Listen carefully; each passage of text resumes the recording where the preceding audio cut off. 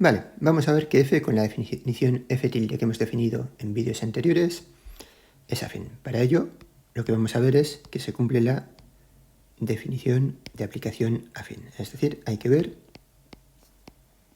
que si tenemos dos puntos de A1, S y T,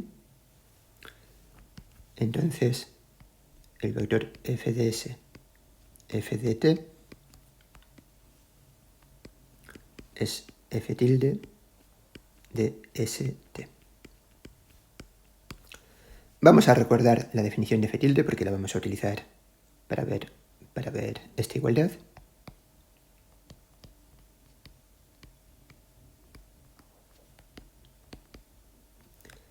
F tilde la habíamos definido como la aplicación de V1 en V2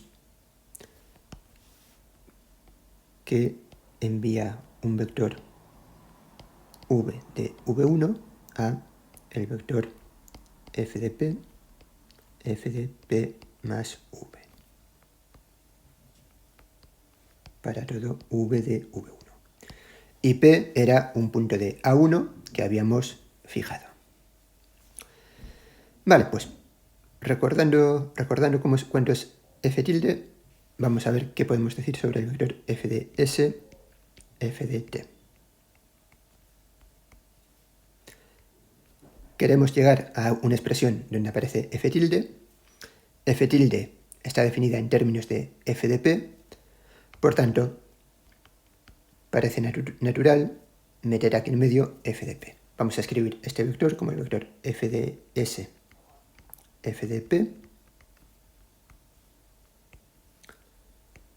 más f de P, f de T.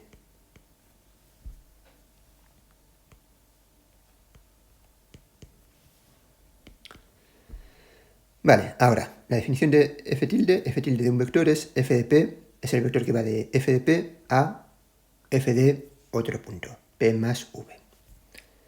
Por ello, queremos tener f de P al principio. Así pues, vamos a escribir esto como f de P, f de T. Estoy poniendo en primer lugar el que antes teníamos en segundo lugar. Y ahora, f de S, f de P lo voy a escribir como menos f de P, f de S.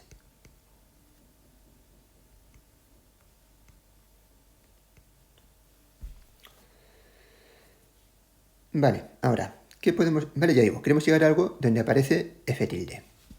Lo que vamos a hacer es utilizar ahora la condición 1 de la definición de espacio afín. Tenemos una resta de dos vectores. En el primero aparecen los puntos P y T. En un espacio afín,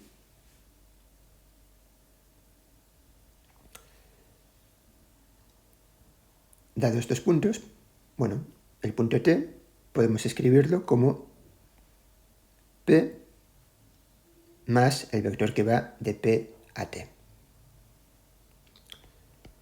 ¿Vale? Es decir, vamos a escribir esto como f de P, f de P más el vector que va de P a T.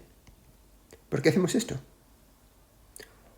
Como digo, el objetivo es llegar a escribir estos vectores en términos de f tilde. Los f tildes son f de P más algo. Eso es precisamente lo que hemos hecho aquí. Y con el segundo sumando vamos a hacer lo mismo. Menos f de P,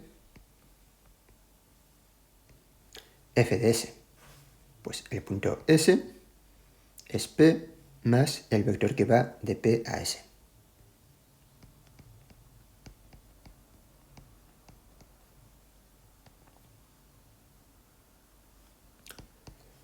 Ahora que ya tenemos escritos los dos vectores que me aparecen aquí como f tildes de algo, pues utilizamos la definición de f tilde. El primer sumando, el que estoy subrayando en azul. ¿Qué es el vector f de P más pt? Si miráis la definición de f tilde, eso es f tilde del vector pt. Y el segundo sumando es menos f tilde de qué vector. Bueno, pues por la definición de f tilde es menos f tilde del vector ps. Vale, seguimos haciendo cuentas. ¿Qué podemos hacer con esto? Bueno, en el vídeo anterior hemos visto que f tilde es isometría. Por la proposición anterior, una isometría siempre es una aplicación lineal. Es decir, podemos escribir esto como f tilde de pt menos ps. Y ahora esto es f tilde de pt menos ps es más sp.